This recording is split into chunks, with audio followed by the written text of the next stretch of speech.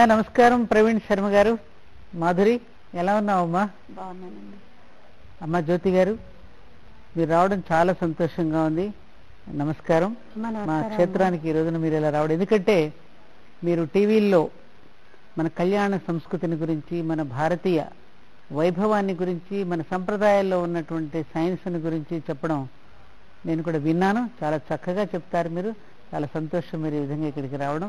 తన పేరు మాధురి మధురిమ, మంచి గాయని కూడా, చక్కగా సంగీతం కూడా పాడతారు శ్రీమతి మాధురి గారు. వారు ప్రవీణ్ శర్మ గారని, వారు బిఎస్సి చదివారు, కంప్యూటర్స్ అది.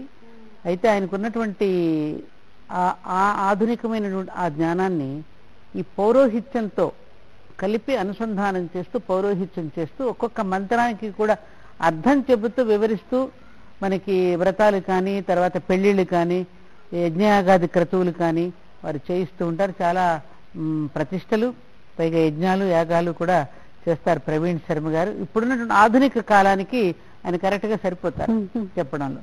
ముఖ్యంగా ఏమిటంటే జ్యోతి గారు, మనకి పూర్వకాలంలో మన అమ్మమ్మలు, మన అమ్మలు వీళ్ళందరూ వ్రతం, నోము, కొన్ని వ్రతాలుగా చేస్తారు, కొన్ని నోములుగా చేస్తారు. అంటే శర్మ గారు, నోముకి వ్రతానికి తేడా ఉన్నదా? వాస్తవానికి నోము వ్రతము రెండు ఒకటే అమ్మా. కాకపోతే ఏంటంటే స్త్రీలు వారుగా చేసుకునేదాన్ని నోము అని, దంపతులుగా కూర్చుని చేసుకునేదాన్ని వ్రతముగా సంబోధించేవారు. అంతేనా?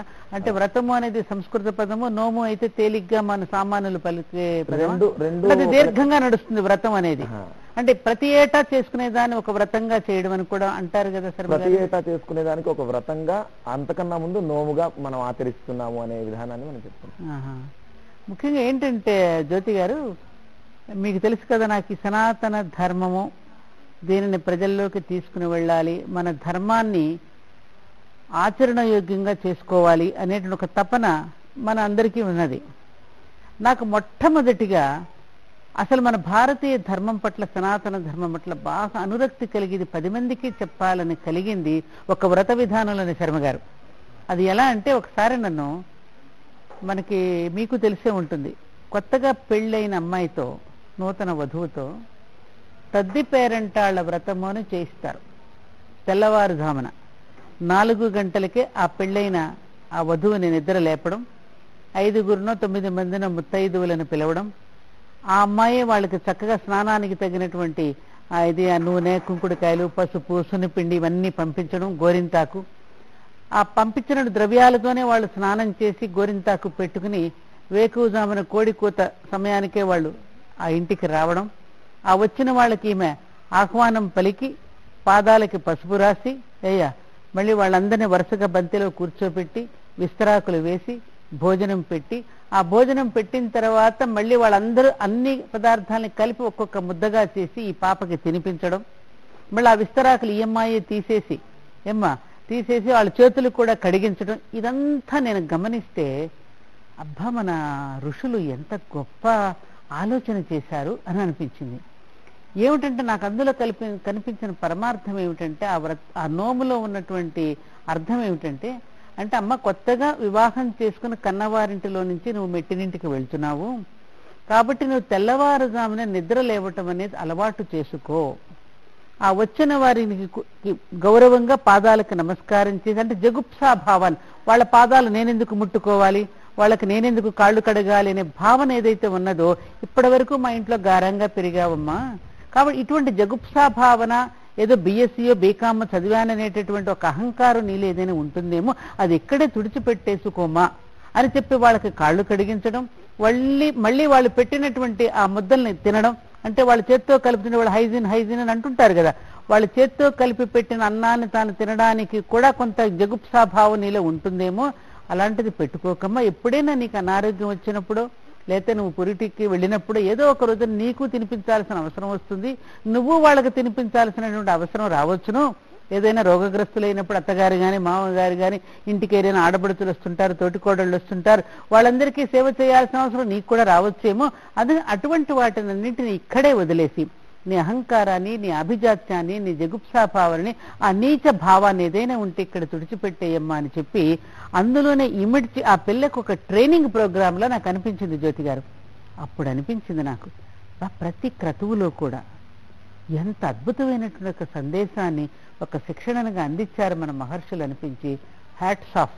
నిజంగా వాళ్ళందరికీ చేతులెత్తి నమస్కరించాలని. అప్పటి నుంచే నేను మీరు చేసినట్టుగానే ప్రతి అంశాన్ని తీసుకుని మన పూర్వీకులు అందులో ఏం పెట్టారో, ఏది నిక్షిప్తం చేసి మనకు అందించారు అనేది చెప్పడం ప్రారంభించాను. అక్కడే నాకు ప్రేరణ కలిగింది కేవలం ఆ వ్రతంలోనే, ఆ నోములోనే. మరి మీరేమంటారు? ఇప్పుడున్నటువంటి ఆధునిక కాలంలో ఉన్నటువంటి పిల్లలు, మరి అప్పటి మన అమ్మలు, ఆ తర్వాత మనం, ఇప్పుడున్నటువంటి జనరేషన్, ఆ నోములు వ్రతాలు అసలు చేస్తున్నారా? చేస్తుంటే దాని పరమార్థాన్ని గ్రహిస్తున్నారా? ఆ విధంగా చరిస్తున్నారా? నిజానికి ఇది చాలా చక్కటి ప్రశ్న అండి. ఎందుకంటే మనం చేసేటటువంటి ప్రతి పని కూడా, ఇప్పుడు మనకి ఋషులు ఇది చెయ్యాలి అని చెప్పారు, మనకి శాస్త్రం ఇది చెయ్యాలి అని చెప్పింది. అవన్నీ కూడా ఆచరించటం వల్ల మనకి వైజ్ఞానికంగా కూడా, అంటే సైంటిఫిక్ గా కూడా ప్రతి దానికి కూడా నిరూపణలు ఉన్నాయండి. మనం అవన్నీ కూడా ఏంటి, ఇప్పుడు ఈ కాలానుగుణంగా మేము ఇంత చదువుకున్నాం, ఆవిజాడ్యంతో ఏం చేస్తున్నాం, సింగారం జీలకర్ర, అబ్బా మా పెద్దవాళ్ళు తలకాయనొప్పి ఇవన్నీ చెప్పారు అని మనం కొన్ని కాల రాజేస్తున్నాం. కానీ అది సమంజసమైన పద్ధతి కాదు. ఉదాహరణకి చూడండి, చాలా చిన్న ఉదాహరణ. మనం అమ్మాయికి వివాహ సమయంలో మనం గౌరీ తపస్సు చేసి వివాహ వేదిక మీదకి తీసుకొస్తాం. ప్రతి అమ్మాయి మన హిందూ ధర్మంలో తప్పకుండా అమ్మాయి కళ్యాణ వేదిక మీదకి వస్తుందంటే గౌరీ తపస్సు చేసే రావాలి. గౌరీదేవికి పూజ చేసి మనము కళ్యాణ వేదికకి అమ్మాయి మీద తీసుకొస్తాం. అసలు ఎందుకు చేస్తాము? అసలు ఎవరన్నా దాన్ని శ్రద్ధగా చేస్తున్నారా? అసలు ప్రతి స్త్రీ కోరుకునేది ఏంటి? మనం ఉన్నంత కాలము ఏమండి అని పిలవాలని, అమ్మ అని పిలిపించుకోవాలని ప్రతి స్త్రీమూర్తి కోరుకుంటుంది. మరి మనం చేసేటటువంటి గౌరీ తపస్సు కూడా ఎందుకు అనంటే భర్త హృదయంలో స్థానాన్ని సంపాదించుకోవడం కోసం. ఎందుకు? వివాహమైపోయి కన్న తల్లిదండ్రుల్ని వదిలేసి, తను పుట్టినటువంటి ఇంటిని వదిలేసి, తన స్నేహితుల్ని వదిలేసి వెళ్ళడం అంటే అది సామాన్యమైన విషయం కాదు. ఒక్క స్త్రీకే చెల్లింది అది. పురుషుడు ఆ పని చేయమనండి, చేయలేడు అతను, కానీ స్త్రీకే అది చెల్లింది. నిజానికి అలాంటి ఔన్నత్యానికి స్త్రీమూర్తిని చూసి నమస్కరించాలి. కాకపోతే మనం ఇక్కడ చేసేటటువంటి క్రతువులో చాలా చేస్తున్నాం.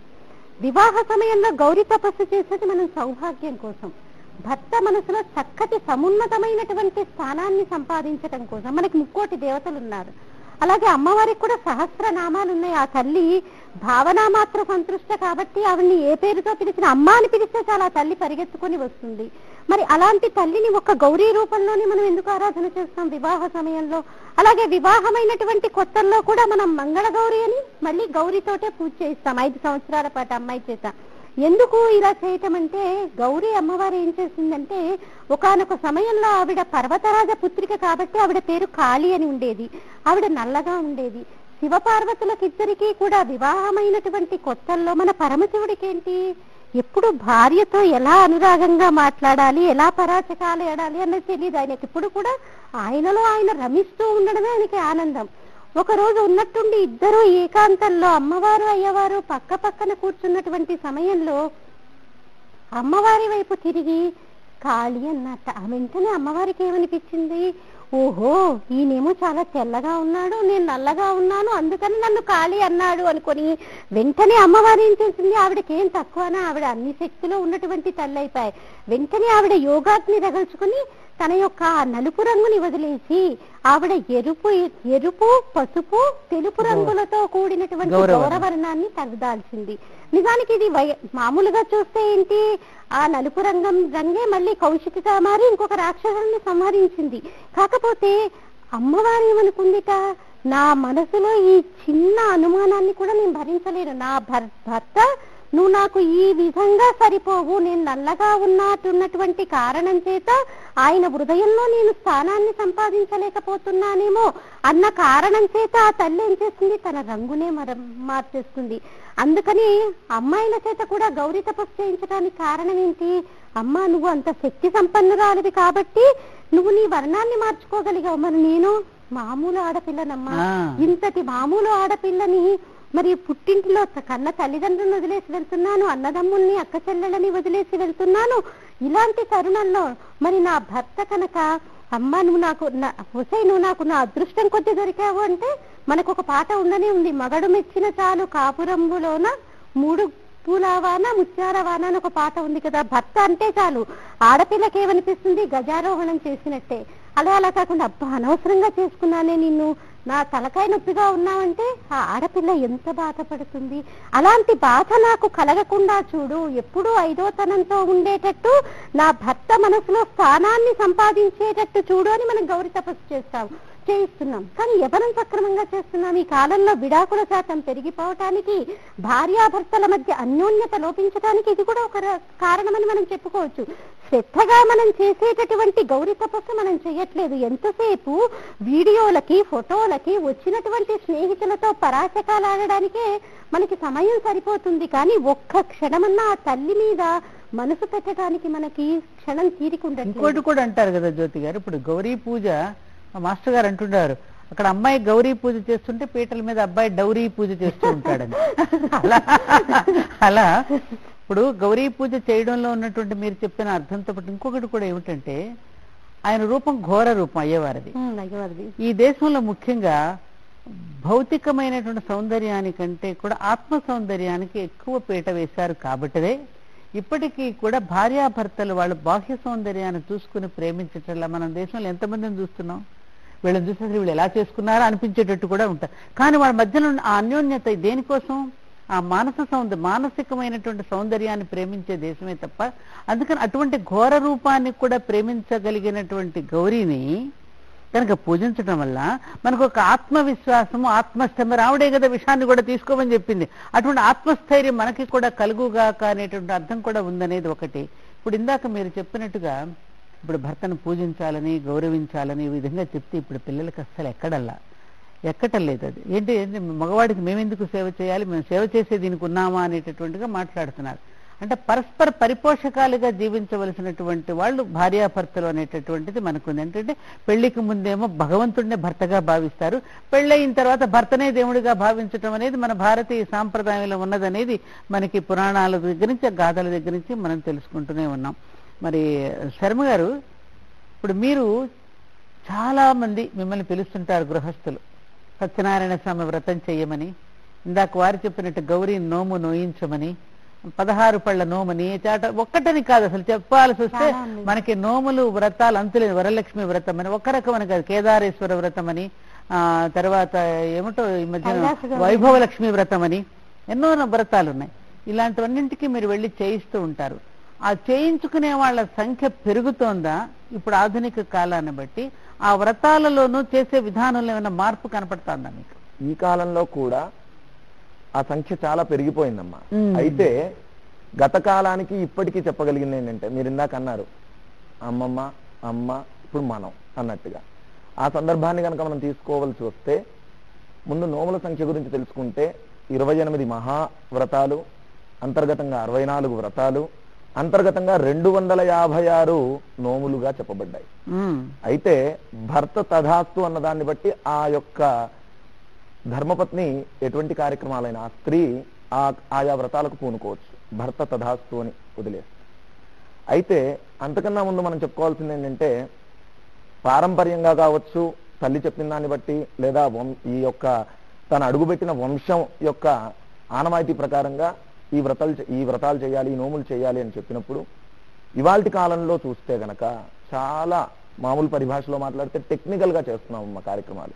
నిజంగా చెప్పుకోవాలి అంటే, పంతులు గారు 9 గంటలకు ఆఫీస్ ఉంటుంది, 8 గంటలకల్లా రండి, 8:45కి నా కార్యక్రమం అయిపోవాలి అంటారు, వాయనం ఇచ్చేయాలి. అంటే ఇక్కడ ఎవరినో మనం ఇబ్బంది పెట్టడం గురించి కాదమ్మా, వాస్తవానికి దీని గురించి చెప్పుకోవాల్సి వస్తే పురాణ కాలం నుంచి ఈ రోజు వరకు తీసుకోవాలి. అది వైజ్ఞానికంగా కావచ్చు, ఆధ్యాత్మికంగా కావచ్చు. ఎలా అంటే, ఈ నోములు వ్రతాలు ఎందుకు వచ్చాయి అని చూసుకుంటే, ఇందాక మనం అనుకున్నట్టు భారతదేశం కర్మభూమి, ఎన్నో రకాలైనటువంటి అద్భుతమైనటువంటి విద్యల్ని తనలో ఇముడ్చుకుంది. దీని ద్వారానే యావత్ ప్రపంచం నడుస్తోంది, మనని ఉపయోగించుకునే.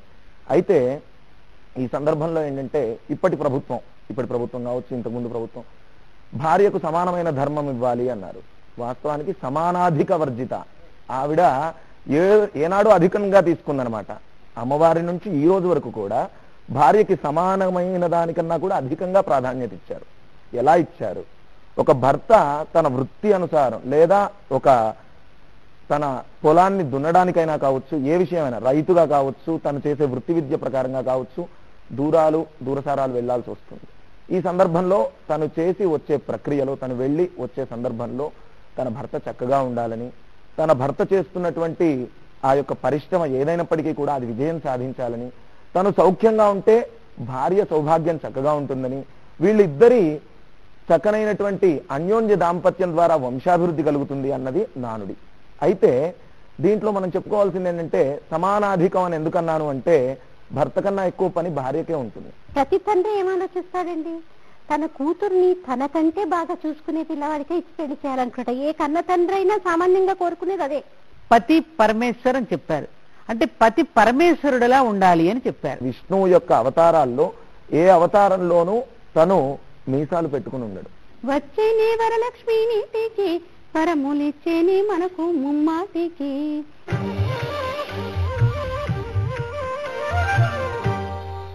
తన భర్త చక్కగా ఉండాలని, తన భర్త చేస్తున్నటువంటి ఆ యొక్క పరిశ్రమ ఏదైనప్పటికీ కూడా అది విజయం సాధించాలని, తను సౌఖ్యంగా ఉంటే భార్య సౌభాగ్యం చక్కగా ఉంటుందని, వీళ్ళిద్దరి చక్కనైనటువంటి అన్యోన్య దాంపత్యం ద్వారా వంశాభివృద్ధి కలుగుతుంది అన్నది నానుడి. అయితే దీంట్లో మనం చెప్పుకోవాల్సింది ఏంటంటే, సమానాధికం అని ఎందుకన్నాను అంటే, భర్త కన్నా ఎక్కువ పని భార్యకే ఉంటుంది. ఇవాళ మనం ఏమంటున్నాం, ఒంటింటి కుందేలను చేశాము అంటున్నారు. ఆడవాళ్ళ కోపం రావచ్చు, లేదా చూస్తున్నటువంటి ప్రేక్షకులకు కోపం రావచ్చు. కాకపోతే తను పెట్టిన అన్నమే అమృతతుల్యమై ఆ భర్తను బతికిస్తోంది, మొదటి విషయం. రెండవది, ప్రతి సందర్భంలోనూ ఈ నోము చేయాలి, ఈ వ్రతం చేయాలి. ఉదాహరణకు ఒక వరలక్ష్మి వ్రతం చేయాలి. శ్రావణ పౌర్ణమికి ముందుగా శుక్రవారం వస్తుంది, ఆనాడు వరలక్ష్మి వ్రతం చేయాలి. వరలక్ష్మి వ్రతం ఎందుకు చేయాలి? వర్ష ఋతువులో చక్కనైనటువంటి వర్షాలు కురిసినప్పుడు తన భర్త రైతు అయితే, ఇవాళ మనం రైతు బిడ్డలమే అందరం కూడా, అయితే రైతుగా తన పొలాన్ని చక్కగా దున్నాలి, అతివృష్టి సంభవించకూడదు, అలానే అనావృష్టి కూడా ఉండకూడదు, సస్యశ్యామలమై ఆ పంట పండాలి, చేస్తున్న వృత్తి దిగ్విజయవంతం అవ్వాలి, నా భర్త చక్కగా సంపాదించుకోవాలి, నా గృహాన్ని స్వర్గసీమగా ఉంచాలి అని. అందుకే ఇల్లాలని చూసి ఇంటిని చూడాలన్నారు, ఇంటిని చూసి ఇల్లాలని చూడు. అయితే మనం ఏం చెప్తున్నాం, ఇంటిని చూసి ఇల్లాలని చూడండి. ఎందుకు? అది క్లీన్ గా ఉందని ఇల్లాలని చూడాలి అంటున్నాం. కాదు, ఇల్లాలని చూసే ఇంటిని చెప్పేయచ్చు అనమాట. బయటకు వచ్చి ఆహ్వానం పలికిన ఇల్లాలు ఆ ఇల్లు ఎలా ఉందో చెప్పేయచ్చు అనమాట. తను ఏదో పై మాటగా రండి అంటే ఆ పద్ధతి కూడా మనం ఇల్లు ఎలా ఉంటుందని చెప్పేయచ్చు. అయితే ఈ నోములు వ్రతాలు ఏంటంటే, పెద్ద బాధ్యత ఆ స్త్రీకి ఇవ్వబడింది. వివాహానంతరం నుంచి మొదలు పెడితే నీలలోహిత ధారణ, ఇందాక జ్యోతి గారు చెప్పారు, గౌరీ పూజ చేస్తారని గౌరీ వ్రతం చేస్తారు. వాస్తవానికి అఖండ సౌమంగళ్యంగా ఉండటం కోసం, అఖండ సౌభాగ్యం కలగడం కోసం, చక్కగా ఎప్పుడు ఆ కుంకుమ నుదుట ఉండడం కోసం తను ఆ రోజు లాంఛనంగా గౌరీ పూజతో ప్రారంభమై జీవితకాల పర్యంతం ఏదో ఒక నోము, ఏదో ఒక వ్రతం ఆచరిస్తూనే. అంటే ఇప్పుడు మీరు చెప్పేదానిని బట్టి వ్రతాలు నోములు అనేటటువంటివి స్త్రీలే నోస్తారు, ఎక్కువగా చేసేది సంకల్పం కూడా వాళ్ళదే. అందుకే సంకల్పం చెప్పుకునేటప్పుడు కూడా తన పేరు చెప్పుకోదు, పలానా రావు గారి ధర్మపత్ని అని పేరు చెప్పి ధర్మపత్ని సమేతస్తే సహకుటుంబానాం అని చెప్పుకుంటుందంటే తన భర్త కోసం, తన కుటుంబం కోసమే నోస్తుంది. అందుకనే మన సాధారణంగా ఎవరైనా ఒక చక్కని కుటుంబాన్ని చూస్తే, ఒక భార్యాభర్తలు అన్యోన్యం ఎన్ని పూజలు చేసుకుందో, ఏ వ్రతం చేసిందో, ఏ నోమును వచ్చిందో, ఏ పూలతో పూజ చేసిందో అని మనం అనుకోవడం కద్దుగా ఉంటుంది. అంటే మీరు చెప్పిన దాన్ని బట్టి జ్యోతి గారు, మనం అనుకున్న దాన్ని బట్టి ఏదైనా త్యాగంతో తన కోసం కంటే కూడా తన కుటుంబం కోసం, తన భర్త కోసం ఏ నోమునైనా నోయగలిగిన ఒక నిబద్ధత, ఆ వ్రతాన్ని దీక్షగా ఆచరించేటటువంటి శక్తి స్త్రీకి మాత్రమే ఉంటుంది. కాబట్టి ఆయన అంటాడే, శ్రీకృష్ణుడు అధికంగా ఆయనకి కొన్ని ప్రత్యేకతలు స్త్రీకి ఇచ్చాడు కాబట్టి ఆ శక్తి ఆవిడికే ఉంటుంది. కాబట్టి యావత్తు సమాజం కూడా, ఇందాక మీరు అన్నారే ఇది చూస్తున్న వాళ్ళకు కోపం రావచ్చేమో, కానీ స్త్రీకే ఇంకా ఎక్కువగా ఇచ్చాడనేటటువంటి ఆ ఇచ్చాడనే విషయం తెలుసుకోకపోతే మీరన్నట్టుగా ఏదో ఒంటింటి కుందేలనో, లేకపోతే మమ్మల్ని అణిచిపెట్టేశారనో, ఇంకొకటిగా చేసి సమాన హక్కులు మాకు ఇవ్వడం లేదనో, 30% మాకు ఇవ్వడం లేదని, ఇవన్నీ కూడా ఒక రకంగా ఏం చెప్పాలంటే తనను తాను తక్కువ చేసుకునేటటువంటి స్థితిలో ఉండేమాట. కాబట్టి ఇప్పుడు మీరు చెప్పేదానిని బట్టి, వారు చెప్పేదాన్ని బట్టి జ్యోతి గారు, యావత్తు సమాజ శ్రేయస్సు కూడా స్త్రీ మీదే ఆధారపడి ఉన్నది అనే విషయం మనకు అర్థమవుతుంది కదా. అందుకని అటువంటి స్త్రీయే, ఇందాక మీరు ఇంకొక మాట కూడా అన్నారు, అనవసరపు ప్రోగ్రామ్స్ చూస్తూ ఇది సమాజానికి చేడు చేసేటటువంటి కార్యక్రమాలలో, ఇది మనం చూస్తున్నాము సీరియల్స్ కొన్ని, ఏది ఒక స్త్రీని ఒక విలన్ గా చూపిస్తూ చూసేటటువంటి సీరియల్స్ ముందు కూర్చుని తన ఆ స్థితికి మనకు దిగజారిపోతే మన సమాజానికి చాలా చేటు జరుగుతుంది కదా, ఏమంటారు జ్యోతి గారు? కరెక్టేనండి. నిజానికి ఇప్పుడు మనకి చూడండి, మొన్నటి వరకు దాదాపు ఒక 18 సంవత్సరాలు లేకపోతే 20 సంవత్సరాల క్రితం వరకు అందరూ ఉమ్మడి కుటుంబంగా ఉండేవారు, ఎంతో ఆనందంగా ఉండేవారు. సాధక బాధకాలు అనేవి ఉమ్మడి కుటుంబాల్లోనూ ఉంటాయి, విడిగా ఉన్న వాళ్ళలోనూ ఉంటాయి. కానీ ఈ రకమైనటువంటి సీరియల్స్ చూడటం వల్ల వాళ్ళ మనోభావాల్లో నిజానికి చాలా మార్పు వస్తూనే ఉండొచ్చు. కొంతమంది మనస్సు చాలా బలహీనంగా ఉన్నటువంటి వాళ్ళు ఆ సీరియల్లో వాళ్ళని వాళ్ళు ఊహించుకొని కొంతమంది పరకాయ ప్రవేశం చేస్తూ ఉంటారు. ఏదైనా ఒక సమస్య రాగానే దాన్ని సమస్య చాలా చిన్న సమస్య, నేను దేన్నైనా సాధించగలను అన్నటువంటి నిబ్బరం లేనటువంటి వాళ్ళు ఉంటారు, చాలా బలహీనంగా ఉన్నటువంటి వాళ్ళు ఉంటారు. ఇలాంటి సీరియళ్ల ప్రభావం చాలా ఉంటుందండి. ఎందుకంటే ఎంతో మంది కౌన్సిలింగ్ వస్తూ ఉంటారు. ఆ ప్రభావంతో వాళ్ళు ఎంతో మంది అసలు ఇటు అత్తగారులకి దగ్గర కాలేక, ఇటు ఆడపడుచులకి దగ్గర కాలేక, ఆఖరికి కట్టుకున్న భర్తకి కూడా దగ్గర కాలేక, నేను ఈయనకి ఎందుకు వంట చేసి పెట్టాలి, ఈయన చేసే బోర్డు ఉద్యోగానికి నేనెందుకు వంట చేయటం అన్న ఆలోచనలు ఎంతో మందిని చూస్తున్నామండి ఇప్పుడు. ఎందుకంటే చాలా మంది కౌన్సిలింగ్ వస్తూ ఉంటారు. అంటే ఒక రకంగా ఏంటి, మరి ఆడపిల్లకి మనం చెప్పకపోవటం వల్ల ఈ సమస్యలన్నీ తలెత్తుతున్నాయా? నిజానికి మన నోములు వ్రతాల గురించి మాట్లాడుకునేటప్పుడు ఆడపిల్ల పెళ్లి కాకముందు కూడా వ్రతం చేస్తుంది, నోములు చేస్తుంది. ఏవో చాలా తక్కువగా ఉంటాయి ఆడపిల్ల వివాహానికి ముందు చేసే, అవన్నీ ఎందుకు చేస్తుంది? ఇప్పుడంటే మనం ఊహించుకుంటున్నాం ఆడపిల్లలు ఒక యుక్త వయసు వచ్చిన తర్వాత నాకు మహేష్ బాబు లాంటి వాడు కావాలనో, లేకపోతే ఒక హృతిక్ రోషన్ లాంటి వాడు కావాలనో, ఎవరికి ఇష్టమైనటువంటి హీరోని ఆ స్థానంలో ఊహించుకుంటున్నాం. కాకపోతే అంతవరకు అలాంటి ఆలోచన ఉండేది కాదు. తండ్రి మీద పూర్తి విశ్వాసంతో మా నాన్నగారు నా భవిష్యత్తుకి తగినటువంటి చక్కటి వరుణ్ణి తీసుకురాగలడు. ఎందుకు ప్రతి తండ్రి ఏం ఆలోచిస్తాడండి, తన కూతుర్ని తనకంటే బాగా చూసుకునే పిల్లవాడికే ఇచ్చి పెళ్లి చేయాలనుకుంటా. ఏ కన్న తండ్రి అయినా సామాన్యంగా కోరుకునేది అదే. ఎందుకంటే తను ఎంత గారంగా చూసుకుంటున్నాడో తన కూతుర్ని అంతకంటే బాగా చూసుకునేవాడు రావాలని ప్రతి తండ్రి కోరుకుంటాడు. కాబట్టి చాలా మంచి వరుణ్ణే ఎంచుతాడు. కాబట్టి వివాహానికి ముందు ఆడపిల్ల చేసేటటువంటి నోములు పూజలు అన్ని కూడా మంచి వరుడు రావాలని తండ్రి చేయిస్తాడు. అవన్నీ కూడా నా కూతురు చక్కటి ఇంటికి వెళ్ళాలి. మనకి తెలుసు కదమ్మా, మనకి సీతాదేవి కూడా కాత్యాయని వ్రతం చేసుకోవడం, రుక్మిణీదేవి కూడా తన వివాహానికి పూర్వం వ్రతాలు చేసుకోవడం, వివాహం కాకపోతే రుక్మిణి కళ్యాణం చేయించడం, ఇవన్నీ కూడా మనకి వ్రతాలు మన చేత బోల్డని ఆచరింపజేస్తారు. వివాహానంతరం చేసేవన్నీ కూడా భర్త అభ్యున్నతి కోసం, పిల్లల అభ్యున్నతి కోసం, అత్తింటి అభ్యున్నతి కోసం, వీటితో పాటు పుట్టింటి అభ్యున్నతి కోసం. వాళ్ళు బాధగా ఉన్న ఆడపిల్ల పైకి చెప్పలేకపోవచ్చు, అయ్యో మీ పుట్టింటి వాళ్ళ కోసం ఆలోచిస్తున్నావేంటి అని భర్త అంటాడేమో అని చెప్పకపోవచ్చు. కానీ ఆ రక్తం అనేది ఉంటుంది కదా, అయ్యో మా వాళ్ళు ఇలా బాధపడుతున్నారు అని చెప్పకుండా ఎక్కడో మనసు పిండేస్తూనే ఉంటుంది. కాబట్టి పుట్టింటి గురించి కూడా ఇంతమంది సుఖాన్ని కోరుకుంటుంది. మరి తన సుఖం, వీళ్ళందరూ సుఖంగా ఉంటే తాను సుఖంగా ఉన్నట్టే. ఇంత ఔన్నత్యంతో చేసేటటువంటి వ్రతాలన్నీ ఏమైపోతున్నాయంటే, ఇప్పుడు ఆధునిక యుగంలో ఉన్నాము, ఈ మోడరేషన్ అనేది వచ్చేసరికి చాలా వరకు మనం కలుషితం చేసేస్తున్నాం.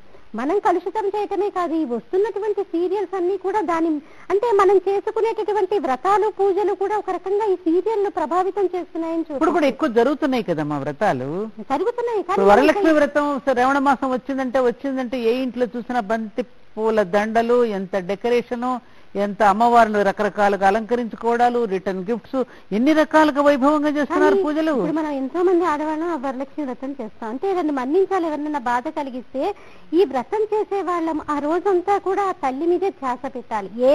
మనం ఎన్ని రకాల పిండి వంటలు చేశాము అంటే మన ఇంటి ఆనవాయితీని బట్టి 5 రకాలు, 9 రకాలు, 3 రకాలు, ఆర్థిక స్తోమత అన్ని రకాల బట్టి మనం చేస్తూ ఉంటాం. మనం చేస్తున్నంతసేపు ఆ తల్లి నామాన్ని ఎవరమన్నా అనుకుంటున్నామా? ఎంతసేపు మన ఆలోచన ఉంటుంది, సెల్ ఫోన్ లో ఏం మెసేజ్ వచ్చింది. పైగా ఇప్పుడు టెక్నాలజీ పెరిగిపోతున్నా కొద్దీ ఒక్క క్షణం కూడా మన మనసు ఒక చేసేటటువంటి క్రతువు మీద నిలవట్లేదు. ఒక వ్రతం చేసేటప్పుడు ఒక క్షణం ఎవరైనా చేసిన పూజ, అమ్మవారు నైవేద్యాలు కూడా వాట్సాప్ లో షేర్ చేసుకుంటున్నారు. చేసుకోవడం వరకే ఎందుకు, మనము అందరం చేస్తున్నామని ఆడంబరంగా చూపించుకోవడం వరకు. అయ్యో పక్క వాళ్ళు అంత బాగా చేసేస్తున్నారే, ఆవిడ 4,000 పెట్టి పట్టు చీర కొనుక్కుంది, నేను 6,000 పెట్టైనా కొనుక్కోవాలి, అందుకని వ్రతం చేసుకోవాలి. వ్రతం చేసుకుంటేనే కానీ చీర కొనియడు కదా భర్త. లేకపోతే మనం కొనుక్కున్నా కానీ ఊరికే కట్టుకుంటే బాగుండదు. కాబట్టి 6,000 పెట్టి ఆవిడ 4,000 పెట్టి కొనుక్కుంది, నేను 6,000 పెట్టి కొనుక్కోవాలి. లేకపోతే అయ్యో మా తోడి కోడలు 10,000 పెట్టి ఒక ఉంగరం కొనుక్కుంది, నేను 25,000 పెట్టన్నా కొనుక్కోవాలి, బాగుండదు. మరి ఇది కొనుక్కోవాలంటే నేను వ్రతం. అయితే మీరు చెప్పేదనమాట వ్రత విధానంలో ఏదైతే ఉన్నదో, ఇప్పుడు మీరు ఇందాక చెప్పారు వరలక్ష్మి వ్రతం, చారుమతి అంటే మంచి మనసు కలిగినటువంటిది. ఆ మంచి మనసు కలిగినటువంటి చారుమతికి మాత్రం ఏంటంటే అమ్మవారు ఆ మనసుని అక్కడ గుర్తించింది, ఆమె ఏం కోరుకోలే, చారుమతిని ఆవిడ కోరుకున్నది. అంటే మంచి మనసు మంచి గుణాలు కలిగినటువంటి వారిని అమ్మవారు తానుగా కోరుకుని స్వప్నంలోకి వచ్చి ఆ విధంగా వరాలు ఇచ్చింది. ఆ దీంట్లోకి వెళ్లకుండా మనం పైన భౌతికంగా చేసే ఆడంబరమైనటువంటి పూజలకి కర్మకాండలకి ప్రాధాన్యతనిస్తూ ఆ వ్రతంలో ఉన్నట్టు అసలు పరమార్థానికి వెళ్ళడం లేదంటారు. అంతే కదా, మనకి మనసు అనేది ఉండట్లా. అసలు నిజానికి చారుమతిని తీసుకోండి, మన కథలోనే వస్తుంది. ఆవిడ అత్తమామలకి శుశ్రూష చేసేది. మనం ఎవరేం చేస్తున్నాము అంటే చేసే మహాతల్లులు ఎంతో మంది ఉండొచ్చు, కాకపోతే ఎవరని చేస్తున్నాం? అంతటి ఔన్నత్యం ఉంది. భర్తని అనుగమించేది, అత్తమామల్ని సేవించేది, అందరినీ కూడా తన పిల్లల్లాగా చూసేది. అంటే తనకి అమ్మవారు కల్లో చెప్పగానే ఆవిడే కనుక స్వార్థంతో అయ్యో వీళ్ళందరికీ నేను ఎందుకు ఐశ్వర్యాన్ని ఇవ్వటం, నేను ఒక్కదాన్నే చేసుకుంటే పోతుంది కదా, నాకే వస్తుంది అంత ఐశ్వర్యం అనుకునే ఆలోచన ఉంటే ఆ తల్లి కనిపించేది కదా ఆవిడికి. అంతటి చక్కటి గుణం ఉంది కాబట్టి చారుమతి కనిపించింది. కానీ మనం అదంతా అసలు ఆలోచిస్తామా? ఎంతసేపు ఆ కథ కూడా పూర్తిగా వినేటటువంటి వాళ్ళు ఎవరూ ఉండరు. వినకుండా ఏం చేస్తాం మనం? వరలక్ష్మి వ్రతం చేసుకున్నామా అంటే చేసుకున్నాం అంతే, అంతవరకే. పైగా ఏంటి, మనకి వరలక్ష్మి వ్రతంలో కూడా మొదట చెప్పేది ఏంటి? భర్త యొక్క అనుమతి తీసుకోవాలి. ఆ రోజు వ్రతం చేసుకుంటున్నాము అంటే ఆ రోజు ఉదయాన్నే భర్త పాదాలకి నమస్కరించి ఆయన ఆశీర్వాదం తీసుకోవాలి. ఎందుకు? మనకి శాస్త్రాలే చెప్పాయి. స్త్రీకి ప్రత్యేకంగా అసలు పూజలేవి అక్కర్లేదు. ఆయనతో పాటు ఆయన అడుగుజాడల్లో నడిస్తే చాలు. నువ్వు సమస్త అంటే ఎటువంటి వాడైనా అడుగుజాడల్లో నడుస్తారా అంటే నాకు ఎటువంటి వాడే అలా కాదండి. సుమతి ఉంది, పతివ్రతని మనం తీసుకున్నాం. ఇప్పుడు ఒకటి జ్యోతి గారు ఇక్కడ మనకు స్పష్టంగా చెప్పవలసింది ఏంటంటే భర్తే దైవం అని చెప్పిన దాన్ని కొంచెం మార్చారు. పతి పరమేశ్వర్ అని చెప్పారు. అంటే పతి పరమేశ్వరుడులా ఉండాలి అని చెప్పారు. పతి పరమేశ్వరులాగా. పైగా ధర్మం అనేది అంటే ఏంటి? పరమేశ్వరుడు ఏం చేశాడు? తన సగభాగాన్ని తనకిచ్చి ఆలోచనలోను కార్యాచరణలో కూడా తనతో అన్ని రకాలుగా పాలు పంచుకున్నవాడు భర్త అవుతాడు.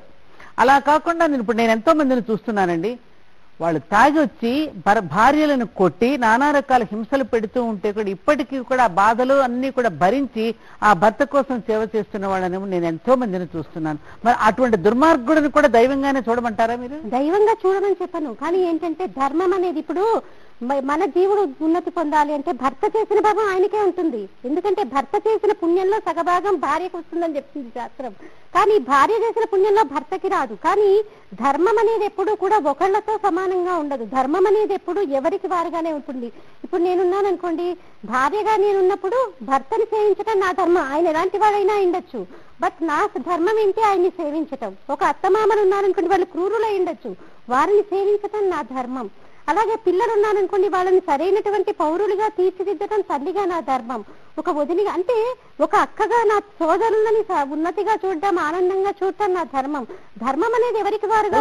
ధర్మవ్యాధుడు చెప్పింది కూడా అదే కదా. మన మహాభారతంలో ధర్మవ్యాధుడే మనకు మొదలుగా నిలిచాడు. ఎందుకంటే తల్లిదండ్రులని మాంసం కొట్టుకునేవాడైనప్పటికీ కూడా తన తల్లిదండ్రులను పూజించి ఆ మునికి కూడా కళ్ళు తెరిపించిన గాథలు మనకి తెలిసినవే అవన్నీ. అంటే నేను అనేది ఏమిటంటే దీనిని మన పూర్వీకులు చెప్పినటువంటి కథలలో, వ్రతాలలో, శర్మ గారు ముఖ్యంగా మీరు చెప్పాలి, ఒక రకంగా మనం రాను రాను వచ్చినటువంటి నోముల్లో ఉన్న వ్రతాల్లో మనకి మన కొత్త ఇంటర్ప్రిటేషన్స్ అంటామే, మన సొంత నిర్వచనాలు ఇచ్చేసుకొచ్చామేమో అనిపిస్తుంది. సపోజ్ మీరే ఎన్నోసార్లు సత్యనారాయణ స్వామి వ్రతం చేయించుంటారు. ఇప్పుడు ఆ వ్రతాన్ని గనక వ్రత క్రతువుని గనక మనం పరిశీలించి కథ లోతుకి గనక మనం వెళితే మనకు అర్థమయ్యేది ఏమిటి? అక్కడ భూలోకంలో అందరూ కష్టాలు పడుతున్నారు స్వామి, ఆ కష్టాలను తొలగించుకోవాలంటే ఈ భూలోక వాసులు ఏం చేస్తే ఈ కష్టాల నుండి గట్టెక్కుతారు అని అడిగాడు. అడిగితే ఆయన ఏముంది, సత్యవ్రతాన్ని చేసుకోమని చెప్పు అని కబురు పెట్టాడు ఆయన. ఆ సత్యవ్రతంలో మీరు చెప్పే కథలు 5 భాగాలు ఉన్నాయి. మనం కథకి కొబ్బరికాయ కొట్టి కథకి హారతి ఇచ్చి ప్రసాదం తీసుకోకపోతే పాపమని, తీర్థం తీసుకోకపోతే ఇది అయిపోతుందని ఒక భయంతో అక్కడ కూర్చుని కథను శ్రవణం చేసుకుని చేస్తే మంచిదని వెళ్ళిపోతున్నాం. అయితే అందులోకి వెళితే జరిగింది ఏమిటి? మానవులు ఎందుకు కష్టాలు పడుతున్నారు? సత్యాన్ని ఆచరించకపోవడం వల్లయ్యా. అందుకని అక్కడ ఏం చెప్పాడు? ఒక బ్రాహ్మణుడిని చూపించాడు, ఒక వైశ్యుడిని చూపించాడు, ఒక క్షత్రియుడిని చూపించాడు, ఒక కట్టెలు కొట్టుకునే శూద్రుడిని చూపించాడు. ఈ 4 కూడా సమాజానికి 4 అంగాలు. బ్రాహ్మణుడు తన బ్రాహ్మణ ధర్మాన్ని, క్షత్రియుడు తన క్షాత్ర ధర్మాన్ని, వైశ్యుడు తన వ్యాపార ధర్మాన్ని, అలాగే శూద్రుడు తన పరిచర్య అంటే పరిచారకులు శ్రమశక్తిని. ఈ విధంగా కనుక కమిట్మెంట్ తో చేస్తే సమాజంలో ఎవరికి కష్టాలు ఉండవు అని చెప్పిన కథ సారాంశం అదే కదండి. అంటే బ్రాహ్మణ అంటే జ్ఞానము, అంటే శిక్షణ, క్షత్రియ అంటే బాహుబల సంపన్నత. రక్షణ, వైశ్య అంటే పోషణ, శూద్ర అంటే పరిచర్య, శ్రమ. ఈ 4 కమిట్మెంట్ అంటే సత్యంతో గనక ఆచరిస్తే కష్టాలుండవయ్యా అని చెప్పిన కథని తీర్థప్రసాదాలకి ముడిపెట్టేసి అక్కడతో సరిపెట్టేసేసి కథకి హారతి ఇచ్చేసి మనం సరిపెట్టేసుకుంటున్నాం. మరి ఇది లోపలికి వెళ్ళకపోవడం వల్ల, దీని అంతరార్థాన్ని వంట పట్టించుకోకపోవడం వల్ల ఏమ్మా మరి నష్టం జరుగుతుంది. కొత్తగా గృహప్రవేశం చేసుకున్నవాడు సత్యనారాయణ వ్రతం ఆచరిస్తున్నాడు, నూతనంగా వివాహం చేసుకున్నాడు సత్యనారాయణ స్వామి వ్రతం ఆచరిస్తున్నాడు. అయ్యా నువ్వు కొత్తగా పెళ్లి చేసుకుంటున్నావురా, గృహస్థాశ్రమాన్ని స్వీకరిస్తున్నావు కాబట్టి నీ జీవిత గృహస్థాశ్రమ ధర్మాన్ని సత్యంతో నువ్వు ఆచరిస్తే నీకు కష్టాలుండవు. అలాగే నూతనం కొత్త ఇంట్లోకి ప్రవేశిస్తున్నావు, ఈ ఇంట్లో నువ్వు ఒక యజమానిగా గృహస్థాశ్రమ ఆశ్రమంగా తీర్చిదిద్దుకుని వచ్చిన ప్రతి వాడిని సేవించుకుంటూ అబద్ధం ఆడకుండా సత్యంతో ఆచరించమని చెప్పి ఈ 2 సందర్భాలుగా ముఖ్యంగా సత్యవ్రతాన్ని మనం పెట్టుకుంటాం. మరి ఆ వ్రతాన్ని వాళ్ళు నెరవేర్చుకోకపోవడానికి ఏమంటే నేను సత్యనారాయణ స్వామి పౌర్ణమికి చేస్తానండి, నాకు ఏమీ అవలేదండి అంటాడు. అవలేదనేసరికి ఏమవుతుంది, ఇంకొక దేవుడి దగ్గరికి వెళ్తాడు, ఆ దేవుడి దగ్గర చేస్తాడు. అక్కడ చివరికి ఏముందని ఈ లోపల క్రాస్ వచ్చేస్తుంది అక్కడికి. అందుకంటే మీకు ఏ దేవుళ్ళని పూజించినా మీకు జరగడం లేదు, శుభ్రంగా మా మతంలోకి చేరిపోండి, హాయిగా ఉంటుంది, ఒకే దేవుడిని పూజించి. మరి వీటన్నింటికి ఎట్లా శర్మ గారు మనం దీనికి ఎలా పరిష్కారం తీసుకుంటాం? వాస్తవానికి మీరు అన్నట్టుగా ఏంటంటే దాని లోతుని తెలపగలిగే ఇది మాలాంటి పౌరోహితుల్లో కూడా ఉండాలి కదండి. పౌరోహిత్యం అంటేనే పురమర హితము చెప్పేవాడు చేసేవాడు. అవును. అయితే తెలుసుకునే జిజ్ఞాస వాళ్ళకి ఉండాలి, వాళ్ళకి ఆ సమయం ఉండాలి, చెప్పగలిగే ఓపిక మాకు ఉండాలి. ఎలాగా అంటే ఇప్పుడు ఒక మీరు అన్నట్టుగా గృహప్రవేశం చేశాడు, లేదా ఒక వాస్తు చేశాడు, లేదంటే వివాహం చేసుకున్నాడు, తదనంతరం సత్యవ్రతం ఆచరిస్తున్నాడు అంటే జీవితం అనే సత్యాన్ని తెలుసుకోవాలి. ఏదో మొక్కుబడిగా సత్యనారాయణ వ్రతం చేస్తున్నాను అన్నటువంటి పద్ధతి కాకుండా వ్రతం నేను గృహస్థాశ్రమంలోకి మొదలు పెట్టబోతున్నాను, నా జీవితం మొదటి అడుగు గృహస్థాశ్రమంలోకి వెళుతుంది, ఇన్ని రోజులు నేను ఒక్కడిని, ఇప్పుడుతో నాతో పాటు నా నీడైనా వస్తుందో లేదో నాతో ఒక సహధర్మచారిణి వస్తోంది అన్నటువంటి భావనతో తను, ఆ అమ్మాయి కూడా ఒక నాతో పాటు ఒక మగ మనిషి జీవితం మొత్తం తోడుగా వస్తున్నాడని తను ఇద్దరూ సంకల్పించుకొని ఆ వ్రతాన్ని చేసుకుంటారు. చేసుకున్నప్పుడు సహజంగా లౌక్యంగా చూసుకున్నప్పుడు మీరన్నటువంటి విషయమే అమ్మ. ఏంటి అంటే నారద మహాముని వెళ్ళాడు, ఏంటి అని తెలుసుకున్నాడు, సూత మహాముని ద్వారా మనం తెలుసుకున్నాం ఈ రకంగా వ్రతం ఆచరించాలని.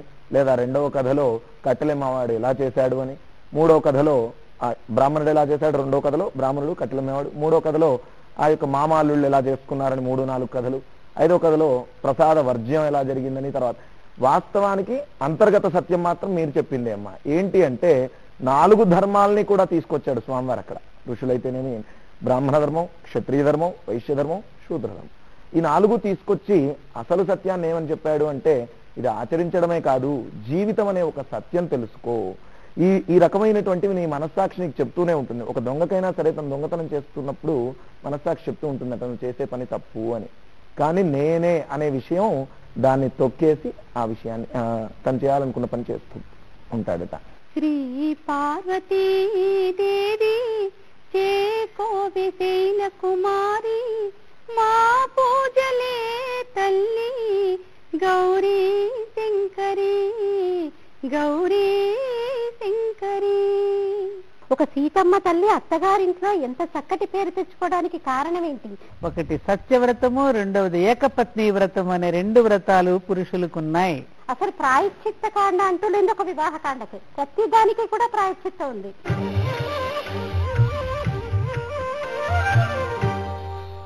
4 ధర్మాలని కూడా తీసుకొచ్చాడు స్వామివారు అక్కడ. ఋషులైతేనేమి బ్రాహ్మణ ధర్మం, క్షత్రియ ధర్మం, వైశ్య ధర్మం, శూద్ర ధర్మం, ఈ 4 తీసుకొచ్చి అసలు సత్యాన్ని ఏమని చెప్పాడు అంటే ఇది ఆచరించడమే కాదు, జీవితం అనే ఒక సత్యం తెలుసుకో. ఈ రకమైనటువంటివి నీ మనస్సాక్షి నీకు చెప్తూనే ఉంటుంది. ఒక దొంగకైనా సరే తను దొంగతనం చేస్తున్నప్పుడు మనస్సాక్షి చెప్తూ ఉంటుంది తను చేసే పని తప్పు అని. కానీ నేనే అనే విషయం దాన్ని తొక్కేసి ఆ విషయాన్ని తను చేయాలనుకున్న పని చేస్తూ ఉంటాడట. అయితే మీరు అన్నట్టుగా ఏంటంటే పౌరోహిత్యం పురానికి హితం చేకూర్చేవాడు కాబట్టి మేము కొంచెం చక్కగా వాళ్ళకి అర్థమయ్యే విధానాన్ని చెప్పి ఇలా చెయ్యాలండి అని. ఇక కథకు చెయ్యటం అనేది చెయ్యాలి అనేది ధర్మం కాబట్టి తప్పలేదు, కానీ దానికే పరిమితం అయిపోవడం ఏమిటి, అసలు దాంట్లోకి వెళ్ళకూడదు అని నేను అనేది అక్కడ. అలాగే ఆడంబరాలు, ఒక సత్యనారాయణ వ్రతం చేస్తే మనం ఎలా చేస్తున్నాం, వ్రతం చేస్తున్నామా లేదా ఇందాక మీరు అన్నట్టుగా డెకరేషన్లా, లేకపోతే ఇల్లంతా మొత్తంగా ఒక కొత్త లోకాన్ని సృష్టించామా, వీళ్ళకి రిటర్న్ గిఫ్ట్స్ ఇచ్చామా, ఇలాంటివన్నీ కూడా అన్నమాట. వాస్తవానికి వ్రతం చేసి అవన్నీ చేయమని ఎవరూ చెప్పలా. చేయాల్సింది ఏంటి, స్వామిని చక్కగా మనస వాచ కర్మణ త్రికరణ శుద్ధిగా ఆరాధించి. సత్యదైవం అంటే ఏంటి, విష్ణువు యొక్క అవతారాల్లో ఏ అవతారంలోనూ తను మీసాలు పెట్టుకుని ఉండడు. సత్యనారాయణ వ్రతంలో సత్యనారాయణ స్వామికి ఖచ్చితమైనటువంటి మీసాలు ఇవి ఉంటాయి అన్నమాట. ఎందుకు ఆ మాట మనం లౌకికంగా చెప్పుకుందాం అంటే, ఈయనకి స్థితి కార్యం ఇచ్చారు కాబట్టి జగన్నాటక సూత్రధారి అబద్ధాలు చెప్పక తప్పదు లోక సంరక్షణ కోసం. అంటే శ్రీ మహావిష్ణువు అబద్ధాలు చెప్పాడా అని మీరు అనొచ్చు, కొన్ని సందర్భాల్లో చెప్పిన ఇది కూడా ఉందన్నమాట. అయితే ఈ సత్యావతారంలో మాత్రం ఎక్కడా ఆయన అసత్యం ఆడదు. తనకు చేసిన వాళ్లకు అసత్యం కాకుండా నిజాన్ని వాళ్ళకు అందుబాటులోకి ఇస్తాడనమాట. అలా త్రికరణ శుద్ధిగా చేసుకోవాలి, జీవితం అనే సత్యాన్ని కూడా గ్రహించుకోవాలి. ఇదేదో ఆడంబరాలకు పోయి పెద్దగా చేసుకున్నందు ద్వారా స్వామి పెద్దగా ఇచ్చేసేదేమి ఉండదు. అలాగే వీళ్ళకి చేసే వాళ్ళకు కూడా మనం ఎంత చైతన్యం కలిగిస్తున్నాం, ఏం చేస్తున్నారయ్యా మీరు, ఎలా చేస్తున్నారు, పద్ధతి ఏంటి అనేది చెప్పడంలో కూడా కొంత మనలో కూడా దాగి ఉంటుందండి. ఇప్పుడున్నటువంటి తరానికి జ్యోతి గారు, మనం చేస్తున్నాం, వ్రతాలు చేస్తున్నాం, పూజలు చేస్తున్నాం, కొబ్బరికాయ ఎందుకు కొడుతున్నామో తెలియదు మనకి. కొబ్బరికాయ మనలో ఉన్న అహంకారాన్ని 2 ముక్కలు చేస్తున్నానయ్యా నీ ముందని చెప్పి అక్కడైనా కనీసం తల ఉంచుతున్నాం, తల ఒగ్గుతున్నాం. మనం దేవాలయాన్ని కూడా కాస్త వంగి వెళతాం మనం. ఇవన్నీ కూడా చెప్పకోకుండా మన సమాజం అంతా పాడైపోతుంది, సమాజంలో అందరూ ఇట్లా అయిపోతున్నారు, 9 అంతా అవినీతి పరులు అయిపోతున్నారు, అవినీతి గగ్గోలు పెట్టేసేస్తే అవినీతి పరులు అయిపోతున్నారు గగ్గోలు పెట్టేస్తే మరి సమాజం ఎలా మారుతుంది? మీరు పౌరోహిత్య ధర్మంలో మీరున్నారు, సమాజానికి ఏదో కోసం మంచి చెప్పాలంటే దీంట్లో మనం ఉన్నాం. అలాంటి మంచిని ప్రసారం చేయాలని జయశంకర్ టీవీ ఛానల్ వాళ్ళు ఉన్నారు. దీనికి ముఖ్యంగా మనం పసితనం నుంచే వాళ్ళకి ఇప్పుడు, ఎందుకంటే దేవాలయాలకు వచ్చే సంఖ్య కూడా పిల్లలు బాగా పెరుగుతున్నారండి. ఏ దేవాలయానికి ఎవరైనా ఎందుకమ్మా 108 ప్రదక్షిణాలు నువ్వు ఎందుకు చేస్తున్నామో, ఈ వ్రతం నువ్వు ఎందుకు చేస్తున్నామో, రోజు ఈ అభిషేకాలు ఇన్ని వారాలను చేస్తున్నా, నేను సుబ్రహ్మణ్యేశ్వర స్వామి ఇన్ని వారాలను మొక్కుకున్నానండి అని వస్తున్నానంటే దాన్ని కూడా ఒక వ్రతంగా చేయటమేగా. ఎందుకు చేస్తున్నావు అంటే మా వారికి బాగోలేదనో, లేకపోతే మా బాబుకి ఇదిగా ఉందనండి, అందుకని దేవుడిని వేడుకుంటున్నానో, రకరకాలుగా, లేకపోతే సమాజం కోసమో రకరకాల. ఒక రోజునైతే మీరు ఆశ్చర్యపోతారు, కాబట్టి 108 ప్రదక్షిణాలు దీక్షగా చేస్తుంది. అప్పుడు ఎన్నికలు ఏమిటమ్మా ఇంత దీక్షగా చేస్తున్నావు అంటే, ఈ సమాజానికి ఒక సద్గుణ సంపన్నుడైనటువంటి వాడు ముఖ్యమంత్రి కావాలి అని నేను మొక్కుకుంటున్నానమ్మా, అందుకని చెప్పి చేస్తున్నానంటే అదేంత సమాజ శ్రేయస్సును కోరుకోవడం నాకు ఆశ్చర్యం అనిపించింది. కాబట్టి సమాజ శ్రేయస్సు, దేశ శ్రేయస్సు కోరుకుని చేసుకునేటువంటి వ్రతాలు చేసేవాళ్ళు ఉన్నారు, తన కుటుంబం కోసం చేసేవాళ్ళు ఉన్నారు, తన ఫ్రెండ్స్ కోసం చేసేవాళ్ళు ఉన్నారు. ఇవన్నీ కూడా ఇప్పటికీ కూడా ఇవాళ ఇలా ఉన్నాము అంటే మన స్త్రీలు నోచే నోముల వల్ల, వ్రతాల వల్ల, వాళ్ళు చేసే పారాయణల వల్ల. ఏమ్మా మాధురి, మరి నువ్వు కూడా ప్రతి సంవత్సరం కూడా ఎన్నో వ్రతాలు నోములు నువ్వు నోస్తావు, మీ అమ్మాయితో చేయిస్తూ ఉంటావు. మరి ఎట్లా అసలు ఈ తరం పిల్లలు వింటున్నారా? వింటున్నారు. మాకు మీరు 3rd జనరేషన్, తర్వాత మీ అమ్మాయి 4th జనరేషన్. మా అమ్మాయి కూడా సాఫ్ట్వేర్ దాంట్లో జాబ్ చేస్తుంది. చేస్తూ కూడా నేను అంటే చాలా ఇంట్రెస్టింగ్ గా, అంటే అమ్మవారిని ఏదో చెంబుకి చేసే సాంప్రదాయం ఒకప్పుడు ఉండేది. నాకు అమ్మవారిని చక్కగా కూర్చోబెట్టి, అంటే విగ్రహం ఉన్నంత అలంకారం చేయాలని నాకు ఇష్టం అన్నమాట. అనుకోకుండా మా అత్తగారు నాకు ఇచ్చిన ఆనవాయితీ చిన్న అమ్మవారి మొహం. అయితే నేను దాన్ని నిజంగా, అంటే పద్మావతి దేవి ఊరేగింపులో ఎట్లా ఉంటుందో నేను అంతవరకు సక్సెస్ఫుల్ గా చేయగలిగాను. అది చూసి మా అమ్మాయికి కూడా ఇంట్రెస్ట్ వచ్చి తను ఆ రోజున సెలవు పెట్టుకుని నాతో పాటు చక్కగా, అంటే తనకి పెళ్ళైన తర్వాత కూడా ఇంత సంబరంగా చేసుకోవటానికి అమ్మ నీ సాయం కావాలి అని అడిగింది. ఇప్పటి వరకు అయితే చేస్తోంది తను కూడా నాతో పాటు చేస్తూనే ఉంటుంది. అంటే అనూతానంగా మీ అత్తగారు మీకు ఇస్తే మీ అత్తగారికి సంప్రదాయాన్ని మీరు అందిపుచ్చుకుంటే మళ్ళీ మీ సాంప్రదాయాన్ని మీ అమ్మాయి అందిపుచ్చుకుంటారు. అంటే ఇలా తరతరాలుగా అనూతానంగా వస్తున్నాయి మనకి వ్రతాలు నోములని సంప్రదాయాన్ని. తల్లి గనక పిల్లలకి గోరుముద్దలు పెట్టే నాటి నుంచి కనుక కొద్ది గొప్ప వాళ్ళకి చాలా చెప్తే అర్థం కాదు, వాళ్ళకి ఆ గోరుముద్దలు మనం ప్రేమతో తినిపించేటప్పుడే మన సంస్కృతి సాంప్రదాయాల గురించి కనుక చెప్పడం మొదలు పెడితే వీరమ్మలాగానే తయారవుతారు. ఇప్పుడు మా ఇంట్లో పిల్లలు కూడా అంతే. మా అబ్బాయి ఇంజనీరింగ్ అయిపోయింది, సంధ్యావందనం చేసుకుంటాడు, దేవుడంటే అంటే అన్ని కూడా ఏదైనా చెప్పినా కానీ వింటారు. రామాయణ భారత భాగవతాల గురించి కొంతవరకు వారికి అవగాహన ఉంది. అంటే చిన్నతనం నుంచి మనం వారికి గనక గోరుముద్దలు ఇలాంటి కథలు చెప్తూ ఒక ట్యాబ్ ఇచ్చో ఒక కొత్త అంటే ఇప్పుడు టచ్ ఫోన్ ఇచ్చో లేకపోతే టీవీలో కార్టూనో ఇంకేదో పెట్టి వాళ్ళకి అన్నం పెట్టడం కాదు. మన రామచంద్రమూర్తి లాంటి వాడు కృష్ణ పరమాత్మ చేసినటువంటి లీలలు, ఒక సీతమ్మ తల్లి అత్తగారింట్లో ఎంత చక్కటి పేరు తెచ్చుకోవడానికి కారణం ఏంటి? ఆవిడ్ని ఇన్ని తరాలైపోయిన ఇన్ని యుగాలు మారినా ప్రతి స్త్రీ కూడా ఒక సీతమ్మ తల్లిలాగా ఉండడానికి చెప్పడానికి కారణం ఏంటి? అత్తవారింటికి పంపించేటప్పుడు నువ్వు చక్కటి పేరు తెచ్చుకొని చెప్పేటటువంటి తల్లులు ఎవరున్నారండి? ఎవరు లేరు. నువ్వు వాళ్ళంటే నువ్వెందుకు పడాలి అని నేర్పించేటటువంటి వాళ్ళే ఉన్నారు. ఎవరికంటే అంతే కోపం రావచ్చు, కాకపోతే పరిస్థితి అలా తయారైంది. కానీ మనం ఉగ్గుపాలతో కనుక పిల్లలకి గోరు ముద్దలు పెట్టుతూ ఇలాంటి చిన్న చిన్న కథలు, ఈ ట్యాబ్లు ఇవ్వటము, ఈ టచ్ ఫోన్లు ఇవ్వటము, ఈ స్మార్ట్ ఫోన్లు ఇవ్వటము, కార్టూన్లు పెట్టడం మానేసి తల్లి తను బాధ్యతగా సమాజంలో చక్కటి పౌరుడిగా నా పిల్లవాడు తయారు కావాలి, లేకపోతే ఒక చక్కటి కోడలిగా నా కూతురు తయారు కావాలి. ఇటు నిజానికి పురుషుడైతే ఒక్కింటినే తరింపచేస్తాడు, ఒక పుట్టినింటినే ఏ వంశాల్లో పుట్టాడో ఆ వంశాన్నే తరింపచేస్తాడు. కానీ ఆడపిల్ల తన సక్రమమైనటువంటి ప్రవర్తనతో ఇటు అత్తింటిని పుట్టింటిని కూడా వన్నెకి తీసుకురాగలదు. సీతమ్మ తల్లి ఎలా అయితే ఇటు విదేహ వంశాన్ని ఇటు ఇక్ష్వాకు వంశాన్ని వన్నికి తీసుకొచ్చిందో అలా తీసుకురాగల పరిచయం ఎంత బాగా చేస్తుందమ్మా దశరథ మహారాజు కోడల్ని. అది ఆడపిల్ల చెప్పుకోవాల్సింది. అది మనం ఏం చెప్తా, అమ్మ నువ్వు వాళ్ళందరి పేర్లు ఎందుకు చెప్తావే, నీ పేరు నువ్వు చెప్పుకో, నువ్వు చేసే ఉద్యోగం చెప్పుకో, తర్వాత అడిగితే నీ మొగుడు పేరు చెప్పు, అంతా చెప్తున్నావే. కానీ అసలు పరిచయం చేసుకోవాల్సింది మామగారితో అన్న సంగతి ఎవరో చెప్తున్నా, ఎవరని చెప్పట్లా. అది నేర్పించాలి. అది ఎప్పుడైతే మనం నేర్పించటం మొదలు పెడతామో, ముందుగా ఏంటి నా విన్నపము, ముందు మమ్మీ అన్న సంస్కృతి పోవాలండి. ప్రతి వాడిని అమ్మ అని పిలిస్తే అమ్మాని కాదురా, పక్క అబ్బాయి చూడు ఎంత చక్కగా మమ్మీ అని పిలుస్తున్నాడు, నువ్వు కూడా నన్ను మమ్మీ అని పిలుస్తా అని నేర్పిస్తున్నామే. కానీ చంటి పిల్లలకి అమ్మా అని నోరారా పిలవరా అని ఎవరన్నా చెప్తున్నామా? ముందుగా మనం చేయాల్సింది ప్రతి వాళ్ళని కూడా, ఎవరైనా కానివ్వండి, మనం ఎవరైనా పిలుస్తుంటే విన్నా కూడా మమ్మీ కాదు అమ్మా అని పిలు. ఏది మాధురి, నువ్వు వర్తాలు చేసుకుంటే నోముల పాటలే ఉన్నట్టున్నాయి, ఏదో ఒక్కటి పాడమ్మా.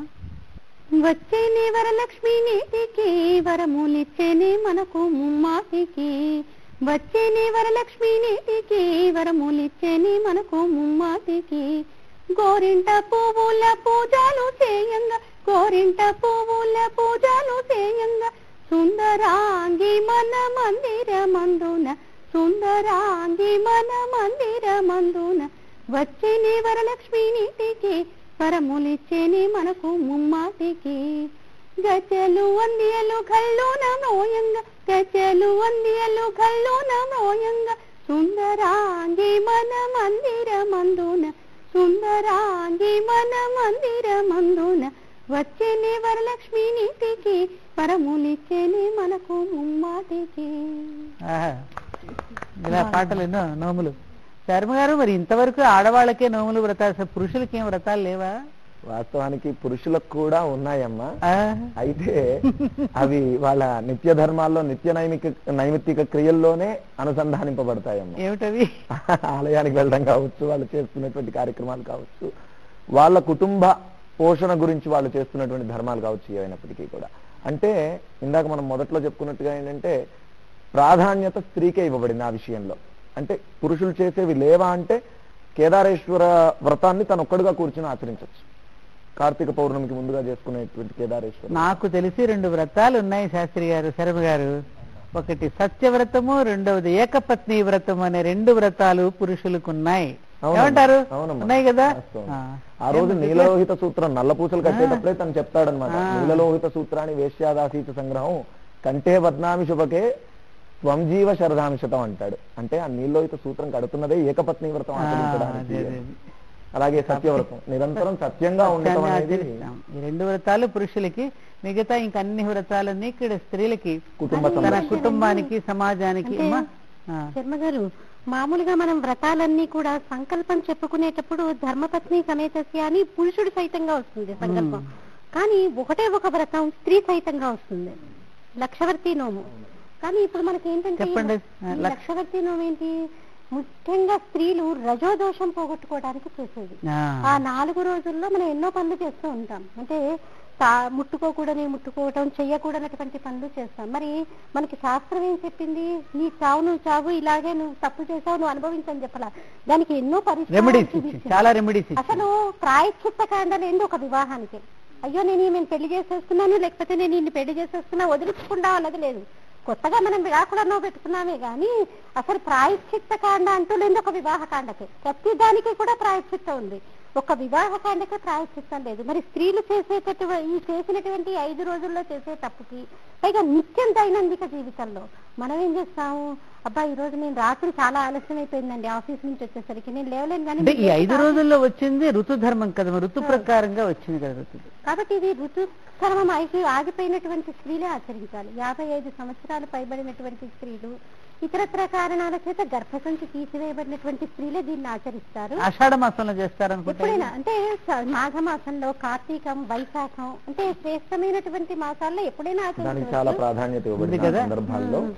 కాకపోతే ఏంటంటే అందరూ రారేమో, వివాహ ముహూర్తాలు ఇలాంటి సందర్భంగా ఉంటుంది కాబట్టి దానికి అంటే శూన్య మాసాలు కూడా వర్ణనీయాలి అనమాట. చక్కగా ఇప్పుడు పుష్యమాసంలో కూడా లక్షవర్తి చెయ్యొచ్చు. కాకపోతే ఏంటి అంటే దాని నియమాన్ని అనుసరించి కొన్ని ధర్మాలు ముందుగానే ఆచరించవలసినవి ఉంటాయి అన్నమాట. కార్తీక మాసం, మార్గశిర మాసంలోనే ఆచరించి పుష్యమాసంలో కార్యక్రమం. కోటు కూడా శర్మ గారు, నాకు అనిపిస్తుంది మనలో త్రిగుణాల నిష్పత్తి అనేది ఉంది కదా, ఏది రజోగుణ, తమోగుణ, సత్వగుణాలు. ఈ త్రిగుణాలని కూడా సరైన నిష్పత్తిలో ఉంచుకోగలిగింది, ఉండగలిగింది కూడా స్త్రీ మాత్రమే. అందుకని సకార, రకార, తకారాలు వినపడితే ఈ కారం చైతన్యం. ఈ నిష్పత్తిలో ఎప్పటికప్పుడు స్త్రీకి గనక ఉంచుకోకపోతే, అంటే బ్యాలెన్స్ గనక చేసుకోకపోతే పురుషుడు కూడా దిక్కులేని వాడైపోతాడు. ఇక పురుషుడికి కూడా ఆలంబన ఎవరు, స్త్రీయే కదా. కాబట్టి శక్తి స్వరూపం అయినటువంటి అమ్మవారికి ప్రతీకల స్త్రీలు కాబట్టి ఆ స్త్రీలు ఎప్పుడైతే ఈ విధమైన వ్రతాన్ని చక్కగా ఆచరిస్తారో పురుష ప్రపంచం కూడా ఆరోగ్యంగా ఉంటుంది అని మన పూర్వీకులు పెద్దగా రచన చేసి మన సమాజ శ్రేయస్సు కోసం ఈ వ్రతాలను మన చేత ఈ విధంగా ఆచరింపచేశారనే విషయం మనకి తేట తెల్లమవుతుంది. ఏం మాధురి, అంతే కదా.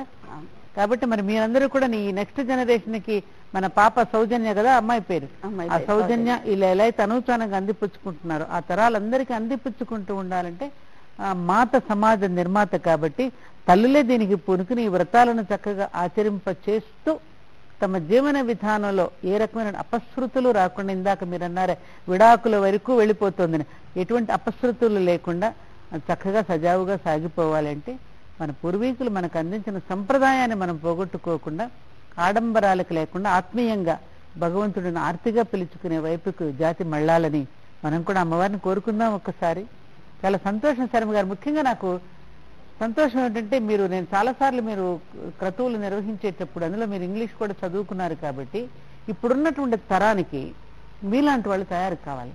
ఇప్పుడున్నటువంటి తరానికి చాలా మంది తెలుగు రావడం లేదు, సంస్కృత పదాల అర్థం తెలియడం లేదు. కాబట్టి మీరు ఆ క్రతువుని కొంచెం ఆ కర్మకాండను కొంచెం తగ్గించైన సమయాన్ని ఆ ప్రతి మంత్రానికి కొంచెం వాళ్ళకి అర్థమయ్యేటట్టు కనుక చెబితే ఈ తరం బాగా అర్థమైతే అందిపుచ్చుకుంటుంది. ఆ రీతిగా పురోహితులుగా, అర్చకులుగా మీరు కూడా ప్రయత్నం చేయాలని మా తరపు నుంచి మిమ్మల్ని కూడా కోరుకుంటూ, మీరు ఇందులోకి వచ్చి మాతో కాసేపు ఇట్లా ముచ్చటించుకునేందుకు ధన్యవాదాలు. అమ్మ జ్యోతి గారు, చాలా సంతోషం. ఈ రోజు నా టీవీలో చూస్తాను, మళ్ళీ ప్రత్యక్షంగా చూస్తున్నాను మిమ్మల్ని ఇలా కలుసుకోవడం సంతోషం. మాధురి, వెళ్లే ముందు మా కోసం ఒక్క పాట. శ్రీ పార్వతీ దేవి కోవిశైల కుమారి, మా పూజలే తల్లి గౌరీ శంకరి, గౌరీ శంకరి. ప్రాపు నీవే పాపహారి, పద్మపత్రనే పాలింపరావమ్మా పరమేశ్వరి. శ్రీ పార్వతీ దేవి కోవిశైల కుమారి, మా పూజలే తల్లి గౌరీ శంకరి, గౌరీ శంకరి. నిన్ను నమ్మినాము తల్లి అన్నపూర్ణదేవి, కాపాడరావమ్మా కాత్యాయని. శ్రీ పార్వతీ దేవి కోవిశైల కుమారి, మా పూజలే తల్లి గౌరీ శంకరి, గౌరీ